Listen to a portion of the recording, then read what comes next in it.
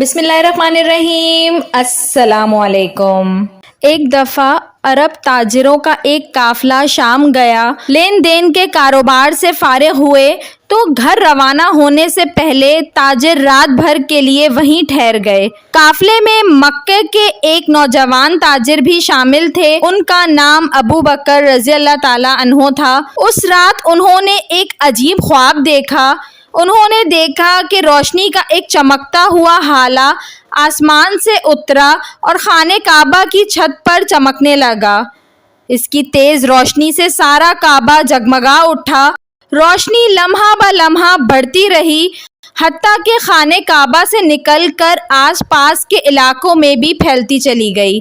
پھر یہ ہوا کہ وہی روشنی ابو بکر رضی اللہ تعالیٰ عنہ کے مکان کو بھی منور کرنے لگی۔ عجیب و غریب خواب کی تعبیر۔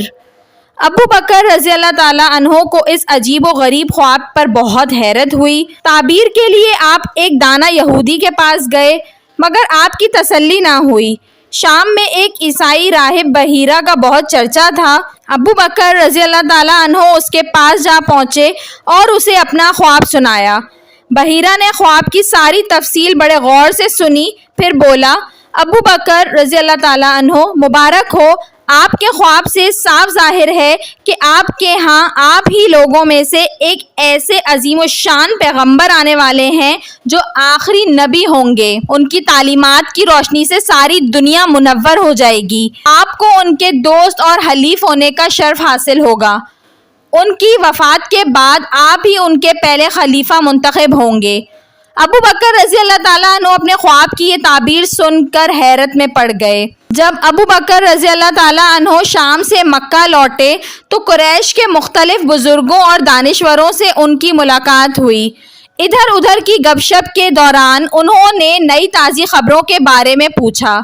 اس پر ابو جہل کہنے لگا، آپ کی غیر حاضری میں ہونے والی سب سے دلچسپ خبر یہ ہے کہ ابو طالب کے یتیم بھتیجے محمد صلی اللہ علیہ وآلہ وسلم نے نبوت کا دعویٰ کر دیا ہے۔ اس نے ہمیں یہ مشورہ دیا ہے کہ ہم اپنے آبائی بتوں کی پرستش ترک کر دیں اور صرف ایک اللہ ہی کی عبادت کریں۔